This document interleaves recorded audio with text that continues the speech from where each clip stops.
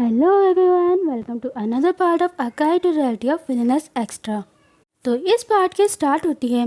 शाम हो चुकी थी और बेला आखिर एनिस अपनी डेस्टिनेशन पर पहुंच चुकी थी।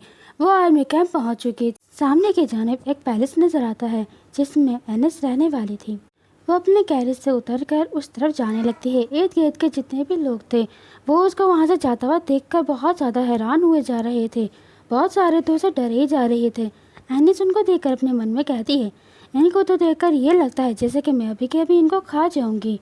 एक नाइट आता है उसके पास और उसे कहता है, एल्बर्टीन, यहाँ पर 223 बंदे मौजूद हैं जो कि एज अ कमांडर, जिनके ऊपर हमारा कमांडर मौजूद है।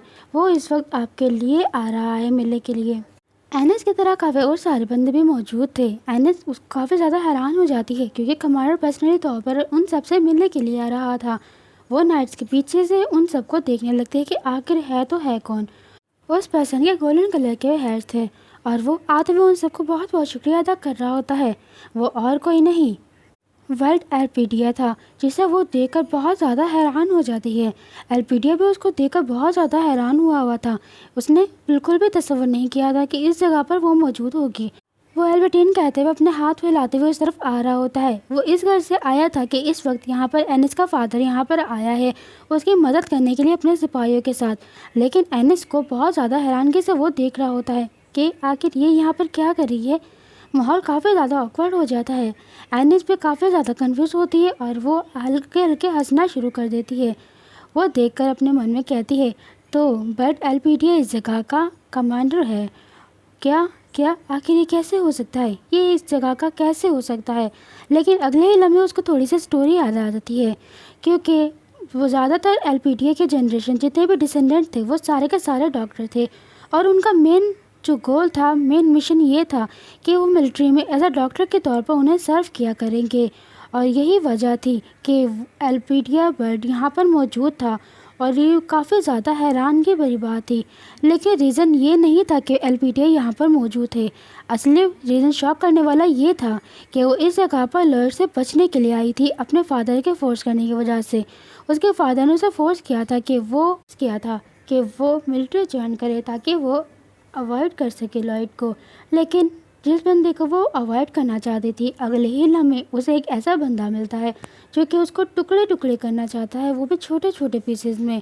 वो एक प्रॉब्लम को छोड़ने की कोशिश करती है, अवॉइड करने की कोशिश करती है, लेकिन उसके सामने उससे बड़ी प्रॉब्लम आ जाती है।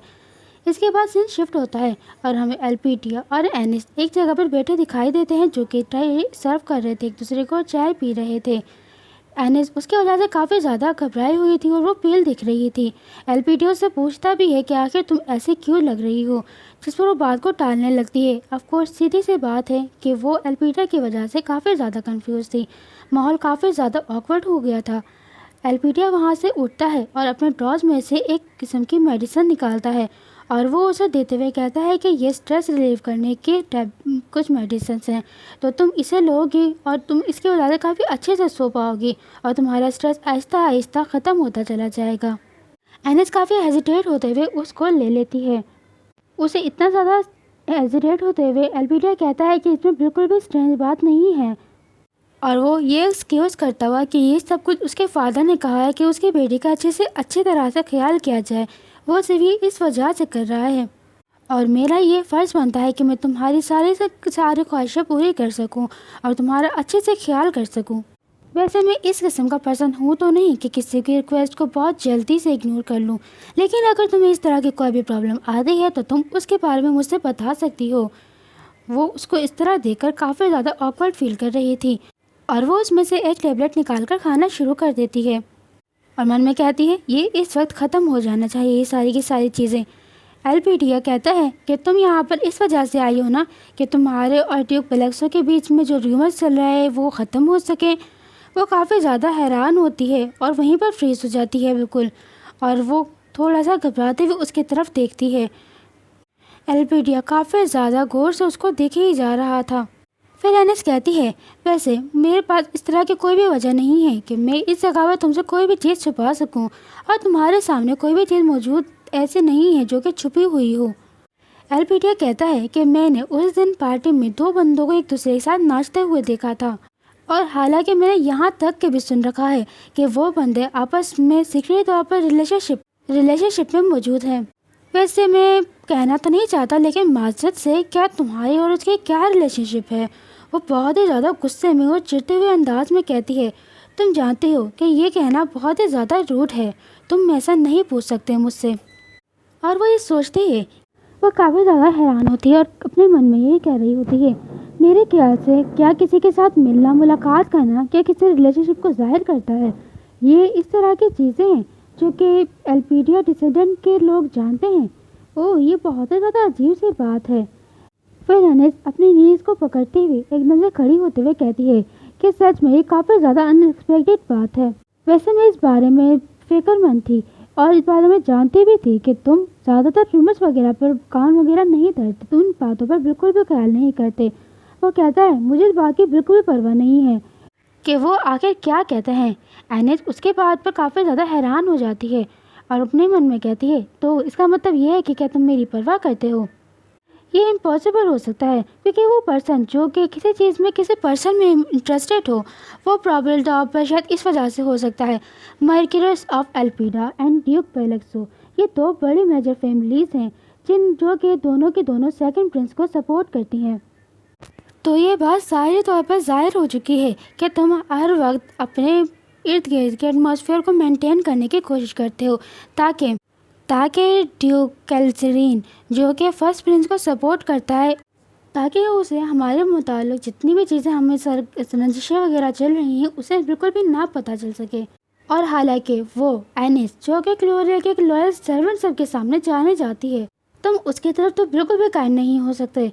तुम प्रॉब्लली तौर पर बिल्कुल भी इस बात पर खुश नहीं होगे कि तुम उसे डायरेक्टली तौर पर अप्रोच करो। ये बहुत ही ज़्यादा अनफेयर है और मैं किसी को भी मिसअंडरस्टूड नहीं करने दे सकती। लेकिन इस जगह पर इस मौके पर मुझे अपने आप को हम्बल रखना होगा। और वो काफ़ी ज़्यादा काम अंदाज में उसको कहती है, तुम्हें इन सारी चीज़ों की परवाह करने की ज़रूरत नहीं है। और वो काफ़ी ज़्यादा एक नॉबल तरीके से उसे ग्रीट करते हुए कि आपको इन सारी चीज़ों पर कंसर्न करने की ज़रूरत नहीं है और आपका बहुत बहुत शुक्रिया, वहाँ से जाने के लिए रुखसत होने लगती है। लेकिन उसके जहन में अचानक से बात आती है, क्या मुझे इसको सैल्यूट करना चाहिए? और वो फ़ौरन से सीधी खड़ी होकर उसको सैल्यूट कर कर वहाँ से जाना शुरू कर देती है। उसको वहाँ से जाता हुआ देख वो काफ़ी ज़्यादा हैरान हो जाता है और उसके जाते ही कहता है, क्या ये गुस्से में थी? ओह, वैसे काफ़ी ज़्यादा फॉर्मल हो सकता था और जैसा कि मैं एक्सपेक्ट कर सकता था, इसे समझना बहुत ही ज़्यादा मुश्किल है। दूसरी तरफ एनिस वहाँ से जाते हुए यही सोच रही होती है कि मेरी सोशल लाइफ हर इर्द गिर्द हर जगह पहुँची हुई है, मेरी ज़िंदगी में क्या चल रहा है सब कुछ। फिर वो एक जगह पर जाती है और वहाँ पर जाकर यह कहती है कि आज की मेरी ट्रेनिंग स्टार्ट होने वाली है। तो वो किस जगह से स्टार्ट होगी? क्या कॉम्बैट ट्रेनिंग से या फिर और भी ऐसी चीज़ें जो कि मेरे लिए अनएक्सपेक्टेड हो सकता है। वो किचन में आ चुकी थी और उसके सामने इस वक्त शेफ़ मौजूद था और वो उसे देखकर कहता है कि आप हमारे केयर में मौजूद हैं, तो आपको बिल्कुल भी इस बात पर परवाह करने की ज़रूरत नहीं है। लेकिन उसके हाथ में एक पोटैटो की पूरी एक बकेट मौजूद थी। वो उसे देखकर बहुत ज़्यादा हैरान हो जाती है और वो शेफ़ उसको सारे के सारे पोटैटोज़ को उन आलूओं को देते हुए कहता है कि आप इन सारे के सारे पोटैटोज़ को छील देंगी ना। वो आलूओं को अपने हाथ में लेती हुई ये सोच रही होती है, क्या मेरी कॉम्बैट ट्रेनिंग ये है? क्या मुझे आलू छीलने होंगे? और दूसरी तरफ एक बहुत ज़्यादा क्यूट सा आलू उसे देखकर आंखें मार जा रहा था। वो बहुत ही ज़्यादा कंफ्यूज हुई थी और बहुत ही गंदा सा मुँह बना के बैठी हुई थी। दूसरी तरफ से एक बंदा आता है और कहता है कि आपको ये आज के लंच से पहले सारी की सारी चीज़ें ख़त्म करनी होंगी, तो प्लीज़ जल्दी कीजिए। वो उन सारे आलूओं को बहुत ही ज़्यादा निराशा भरी निगाहों से देख रही होती है और कहती है कि हाँ, मैं ये ज़रूर कर सकती हूँ। फिर वो उन आलूओं को देखती और बहुत ज़्यादा पुरअतमाद होते हुए कहती है, मैं ये सारी की सारी चीज़ें अकेले कर सकती हूँ, बस मुझे इन सारी की सारी चीज़ों को छीलना ही तो है। और एक आलू को उठाकर छीलना शुरू करती है और अपने मन में कहती है कि बर्ड ने कहा था कि वो मुझे कुछ भी ऐसी चीज़ नहीं देगा जो कि काफ़ी ज़्यादा मुश्किल हो सकती है, क्योंकि मैं एक नॉबल लेडी हूँ और इस तरह की चीज़ें बिल्कुल भी मुश्किल नहीं हो सकती। वो मुझसे झूठ तो नहीं बोलेगा ना। फिर वो जिस चीज़ से छील रही थी वो उसकी तेज़ नोक को देखती है और काफ़ी ज़्यादा खुश हो जाती है और कहती है कि हाँ, ये किसी नाइफ की तरह है और बहुत ही ज़्यादा तेज़ है। दूसरी तरफ हमें थोड़ा सा सीन बाहर की सिटी का दिखाया जाता है, जिस जगह पर अभी भी एनिस के बारे में रूमर्स चल रही थी। दो औरतें खड़ी हुई एक दूसरे से बातें कर रही होती हैं। ओह लेडी एल्बर्टीन, वो औरत जो कि उस इंसिडेंट में थी, उसने आर्मी ज्वाइन कर ली है। तो उसे कहती, ओह माय गॉड, क्या सच में रियली ऐसे हो सकता है। उस जगह से इस वक्त रियल मैन प्रोटैगनिस्ट जा रही थी एनिस के फ्रेंड। वो उसे देखकर सोच रही होती है, क्या एनिस सच में ठीक होगी। वैसे मुझे फिक्र करने की बिल्कुल भी ज़रूरत नहीं है। वो काफ़ी ज़्यादा हार्ड वर्किंग है और ऑनेस्ट भी है और हर चीज़ में बहुत ही ज़्यादा अच्छी है। हालांकि इतनी ज़्यादा अच्छी है कि उसने हर किसी की रिकग्निशन बहुत जल्दी हासिल कर ली है और हवाएं काफ़ी ज़्यादा तेज़ चल रही थी। दूसरी तरफ वापस हमें किचन का सीन दिखाया जाता है, जहाँ पर उसने एक एक करके सारे के सारे आलूओं को बहुत ज़्यादा अच्छे तरीके से छील दिया था। हर कोई बहुत ही ज़्यादा हैरान हुआ जा रहा था, क्योंकि उसने वक्त से पहले ही उन सारे आलूओं को छील दिया था।